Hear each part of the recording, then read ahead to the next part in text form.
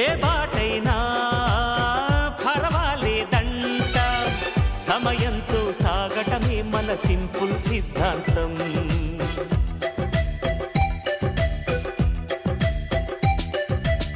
చిరుగాలికి పరిమళమిచ్చే సిరిమల్లెల వనమై ఉందాం, గగనాన్ని నేలను కలిపే హరివిల్లుల బంతెన అవుదాం.